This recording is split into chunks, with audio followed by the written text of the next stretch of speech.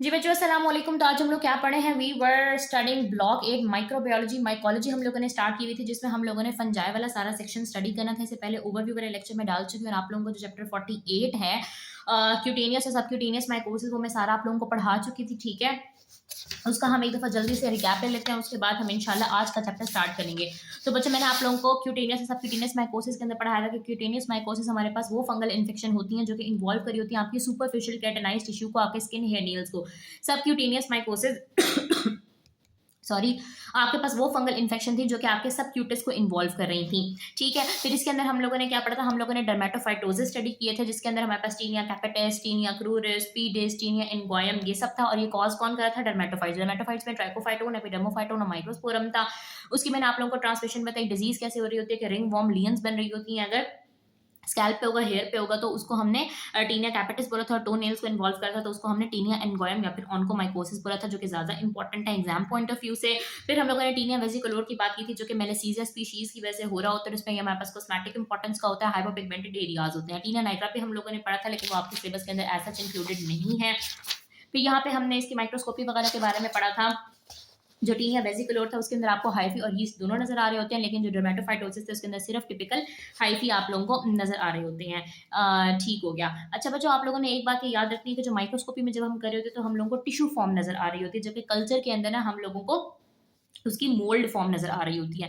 अभी ये बात जो है ना ज्यादा क्लियर हो जाएगी जब आप लोग नेक्स्ट चैप्टर को स्टडी करोगे। सबक्यूटेनियस माइकोसिस के अंदर हम लोगों ने एक ही ऑर्गेनिज्म पढ़ा था, दैट वाज स्पोरोथ्रिक्स, जो कि स्पोरोट्राइकोसिस कॉज करा था। ये डायमॉर्फिक फंगस होती है, मोल्ड जो प्लांट्स में होती है तो मोल्ड फॉर्म में होती है, ह्यूमन टिश्यू में आती है तो यीस्ट फॉर्म में होती है। ये थॉर्न के थ्रू जो है ना कांटा लगने से स्प्रेड हो रही होती है। जब हम माइक्रोस्कोपी करते हैं तो हम लोगों को जो टिश्यू फॉर्म है ना वो नजर आती है, यानी कि टिश्यूज की फॉर्म में, ये यीस्ट की फॉर्म में होती है ना, जब ये टिश्यूज में आती है, ह्यूमन टिश्यूज में यीस्ट फॉर्म में होती है। तो जब आप माइक्रोस्कोपी करते हैं तो जाहिर है आप कोई टिश्यू ही उठाते हैं, आप कोई स्किन वगैरह की स्क्रैपिंग्स उठाते हैं, तो जब आप टिश्यू को देख रहे होते हैं तो उसके अंदर आपको यीस्ट फॉर्म नजर आती है, सिगार शेप्ड बडिंग यीस्ट नजर आती है। और जब आप कल्चर करते हैं तो कल्चर के अंदर आपको मोल्ड फॉर्म नजर आ रही होती है, यानी कि मोल्ड कैसे प्रेजेंट करती है, मोल्ड हमारे पास हाइफी की फॉर्म में होती है और उसके ऊपर ऊपर क्या लगे हुए होते हैं, स्पोर्स लगे हुए होते हैं या स्पोर्स प्रोड्यूस कर रहा होता है, जिसको हमने इस केस में कोनिडिया बोला था। तो ये आपको डेजी लाइक अपीयरेंस इसकी जो है ना वो नजर आ रही होती है। अब आज हम लोगों ने क्या स्टार्ट करना है, आज हम लोगों ने स्टार्ट करना है chapter number 49 from Levinson. This is about systemic या फिर इंडेमिक माइकोसिस। ठीक है, सिस्टमिक माइकोसिस इसको बोल रहे हैं, ये वो फंगल इन्फेक्शंस होती हैं जो कि प्राइमरीली हमारे पास कहाँ पे स्टार्ट होती है, हमारे पास लंग्स में स्टार्ट होती हैं। अल्हम्दुलिल्लाह, मैं सॉरी बच्चों, तबीयत में थोड़ी सी खराब है। सो सिस्टमिक माइकोसिस हमारे पास वो फंगल इन्फेक्शंस होती हैं जो कि प्राइमरीली कहाँ पे स्टार्ट हो रही होती हैं, प्राइमरीली आपके लंग्स में स्टार्ट होती हैं, लेकिन बाकी सिस्टम्स को भी इन्वॉल्व कर सकते हैं। ये डिसेमिनेट होकर बाकी जो ऑर्गन्स होते हैं, बाकी पार्ट्स होते हैं, बॉडी के टिश्यूज होते हैं, वहां तक ये जा सकती है। सबसे पहले इसका थोड़ा सा ओवरव्यू समझ लो, उसके बाद मैं आप लोगों को इसके सारे ऑर्गेनिजम्स पढ़ाऊंगी। 4 ऑर्गेनिज्म हम लोगों ने इस चैप्टर के अंदर स्टडी करने हैं। अब सिस्टमिक माइकोसिस हमारे पास वो फंगल इन्फेक्शंस हैं जो कि हमारे पास प्राइमरीली लंग्स में स्टार्ट होंगी। लंग्स में क्यों स्टार्ट होती हैं, क्योंकि ये स्पोर्स के इनहेलेशन की वजह से हो रही होती हैं। और स्पोर्स कौन सी फॉर्म प्रोड्यूस करती है, मोल्ड फॉर्म प्रोड्यूस करती है।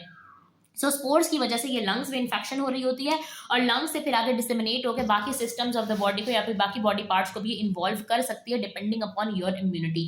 अब इसको हम एंडेमिक माइकोसिस भी बोल रहे होते हैं बच्चों। इसको एंडेमिक हम लोग क्यों बोल रहे होते हैं कि एंडेमिक इन्फेक्शन का मतलब ये होता है कि ये जियोग्राफिकली किसी एक एरिया के अंदर ना वबाई तौर पर पाई जाती है। ठीक है, जैसे हम लोग कहते हैं कि फॉर एग्जाम्पल इस इलाके के अंदर जो मलेरिया है ना वो एंडेमिक है। ठीक है, कोई पानी वाला इलाका होगा तो हम कहेंगे कि यहाँ मलेरिया हर वक्त परसिस्टेंटली रहता है, यानी कि मलेरिया के केसेस यहाँ पे हर वक्त रहते हैं।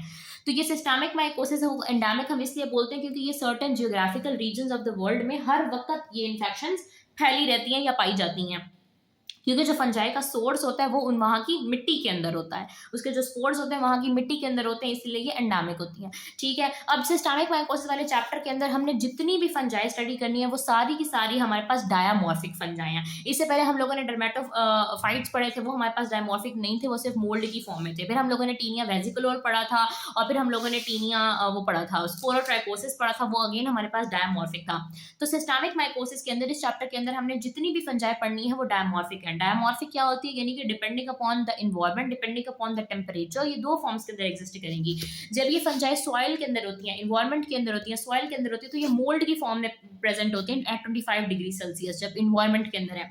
जैसे ही ये आपके टिश्यूज के अंदर आएगी, ह्यूमन टिश्यूज के अंदर आएगी, ह्यूमन लंग्स के अंदर जाएगी खासतौर पर, तो अपनी शक्ल बदल के ये या तो यीस्ट की फॉर्म में आ जाएंगे या स्टेरियोल्स की फॉर्म में आ जाएंगे।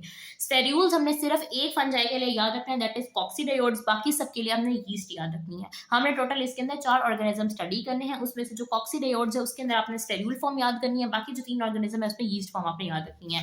तो जब ये सॉइल में होगी तो मोल्ड फॉर्म में होगी 25 डिग्री सेल्सियस पे, और वहां पे ये प्रोड्यूस करी होगी स्पोर्स।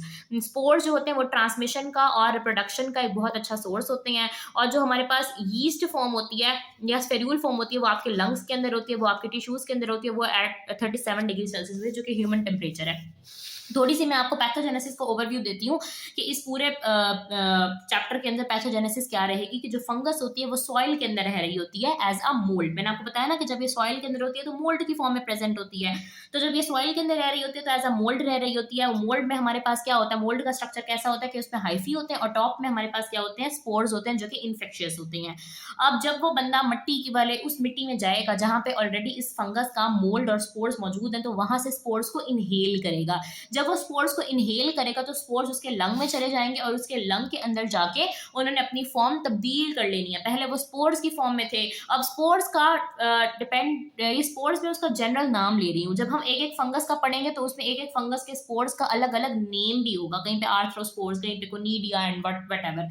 तो स्पोर्स जो है ना आपकी बॉडी के अंदर जाके, आपके लंग्स के अंदर जाके या तो यीस्ट में बन जाएंगे या फिर स्पेरूल्स की फॉर्म में कन्वर्ट हो जाएंगे। स्पेरूल्स कॉक्सीडायोड्स में है और यीस्ट हमारे पास बाकी तीनों फॉर्म्स में है। तो आपके पास लंग्स के अंदर इन्फेक्शन होना स्टार्ट हो जाएगी और उसके बाद वो इन्फेक्शन या तो लंग्स के अंदर ही ठीक हो जाएगी या तो बंदा एसिम्टोमेटिक रहेगा। अगर आपकी इम्यूनिटी बहुत अच्छी है तो आपको कोई सिम्टम नहीं आएंगे, सेल्फ लिमिटेड इन्फेक्शन होगी। लेकिन अगर आपकी इम्यूनिटी बहुत बुरी है, बहुत वीक है, ऑलरेडी अगर आप बीमार हैं, तो आपको ये इन्फेक्शन जो है ना वो डिसेमिनेट हो सकती है।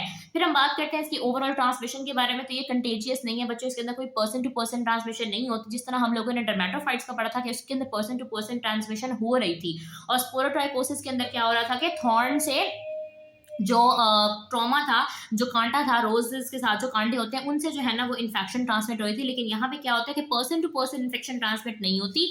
ये इन्फेक्शन सिर्फ सॉइल के एक्सपोजर से हो रही होती है, यानी कि मिट्टी के एक्सपोजर से हो रही होती है। अब उस मिट्टी के अंदर, जिस मिट्टी के अंदर फंगस के स्पोर्स हैं, हर मिट्टी के अंदर भी नहीं, ठीक है। अब इसके अंदर हम टोटल जो है ना वो 4 ऑर्गेनिजम्स को, या फिर आप कह लें 4 जेनरा ऑफ ऑर्गेनिजम्स को स्टडी करेंगे। सिस्टेमिक माइकोसिस वाले चैप्टर के अंदर हम पढ़ेंगे कॉक्सीडायोड्स, हिस्टोप्लाज्मा, प्लास्टोमाइसिस और पैराकॉक्सीडायोड्स, ठीक है। कॉक्सीडायोड्स और पैराकॉक्सीडायोड्स ये दोनों एक जैसे नाम है। इसके अलावा हिस्टोप्लाज्मा है और ब्लास्टोमाइसिस है। तो मैं आप लोगों को थोड़ा सा ओवरव्यू दोबारा एक्सप्लेन कर देती हूँ बच्चों। हम लोगों ने सिस्टेमिक माइकोसिस या फिर एंडेमिक माइकोसिस के अंदर वो फंगल इन्फेक्शन स्टडी करने हैं जो कि आपके लंग्स के अंदर स्टार्ट होते हैं।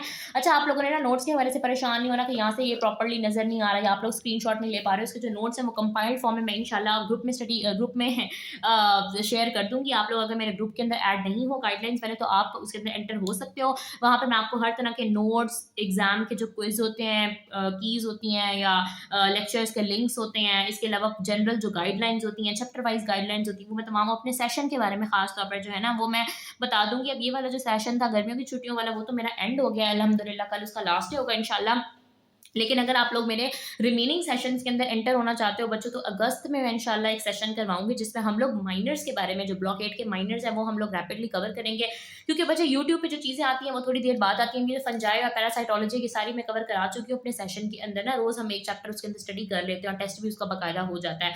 बहुत कम मामूली सी फीस होती है, 1000-1200 उसकी फीस होती है और 15 दिन तक या 10 दिन का वो सेशन चलता है। तो अगर आप लोग उसके अंदर सेशन की डिटेल्स भी जानना चाहते हो तो आप लोग मुझे डीएम भी कर सकते हो, मेरे ग्रुप के अंदर भी एंटर हो सकते हो। 0333164155 इज माई नंबर, ठीक है। तो हम लोग सिस्टेमिक माइकोसिस की बात कर रहे थे कि वो फंगल इन्फेक्शन होती है जो कि आपके लंग्स को इन्फेक्ट करेंगी सबसे पहले by the inhalation of spore, और उसके बाद आपकी बॉडी के बाकी ऑर्गन्स तक फैल जाएंगी। इस सिस्टेमिक माइकोसिस वाले चैप्टर में हमने जितनी भी ये जो चारों ऑर्गेनिजम्स हमने पढ़ने हैं ना, कॉक्सीडायोड्स, पैराकॉक्सीडायोड्स, हिस्टोप्लाज्म, ब्लास्टोमाइसिस, ये सारी की सारी डायमॉर्फिक फंजाई होती हैं। डायमॉर्फिक का मतलब होती है कि जब ये सॉइल के अंदर होती हैं तो ये मोल्ड की फॉर्म में होती है, वहां पे स्पोर्स और हाइफी प्रोड्यूस कर रही होती हैं। लेकिन जब ये आपके लंग्स के अंदर, आपके टिश्यूज के अंदर जाती हैं बाय इनहेलेशन ऑफ स्पोर्स, तो ये अंदर जाके अपनी फॉर्म कन्वर्ट कर लेते हैं, या तो ये यीस्ट की फॉर्म में आ जाएंगी या स्पेरूल्स की फॉर्म में आ जाएंगी। Spherules for coccidioides and yeast for the remaining 3 genus. तो पैथोजेनेसिस क्या रहेगी कि फंगस जो है ना वो सॉइल के अंदर रह रही होगी एज अ मोल्ड, वहां पे वो इन्फेक्शियस स्पोर प्रोड्यूस करेगी। पर्सन जब जाएगा सॉइल के अंदर तो वो इनहेल कर लेगा उन स्पोर्स को, और लंग्स के अंदर वो स्पोर एंटर होने की वजह से जो फंजाई होगी वो अपनी फॉर्म को तब्दील कर लेगी। यीस्ट फॉर्म में आ जाएगी या फिर स्पेरूल फॉर्म में आ जाएगी और वहाँ पे इन्फेक्शन डेवलप करना स्टार्ट कर देगी। और बाकी जो इन्फेक्शन का क्या होता है, क्या वो आप एसिम्प्टोमेटिक रहते हैं, क्या आपकी इन्फेक्शन लिमिटेड रहती है, या आपकी इन्फेक्शन डिसेमिनेट होती है, depends upon your immunity. Transmission कैसे हो रही होती है बच्चों, ये कंटेजियस नहीं होते, इसके अंदर कोई पर्सन टू पर्सन ट्रांसमिशन नहीं होती। नहीं, ऐसा नहीं होगा कि कॉक्सीडियोइड्स की अगर इन्फेक्शन एक बंदे को हुई है या हिस्टोप्लाज्मा की वजह से इन्फेक्शन, हिस्टोप्लाज्मोसिस एक इंसान को हुई है तो उस इंसान के साथ रहने से या उसके साथ चीजें करने से आपको इन्फेक्शन हो जाए। ये सिर्फ स्पोर्स की फॉर्म में फैलती है और इंसान के अंदर स्पोर्स नहीं होते, इंसान के अंदर यीस्ट या स्टेरूल फॉर्म होती है। और जो स्पोर्स होते हैं वो सॉइल के अंदर होते हैं, तो सॉइल के एक्सपोजर से डिजीज होगी। इसके अलावा कॉक्सीडियोइड्स, हिस्टोप्लाज्मा, ब्लास्टोमाइसिस, पैराकॉक्सीडियोइड्स, ये इसकी क्या होती हैं, तमाम जेनरा होते हैं। तो सबसे पहले हम पहले ऑर्गेनिज्म को स्टडी करते हैं, दैट इज कॉक्सीडियोइड्स। ठीक है, तो मैं काम करती हूँ, बल्कि इस वीडियो को यहीं पे हम लोग स्टॉप कर देते हैं और बाकी जो है ना वो हम लोग नेक्स्ट वीडियो के अंदर इंशाल्लाह कॉक्सीडियोइड्स, पैराकॉक्सीडियोइड्स, ये सारे जो है ना वो छोटा सा ही चैप्टर है, इंशाल्लाह ये मैं आज आप लोगों को कंप्लीट करवा देती हूँ।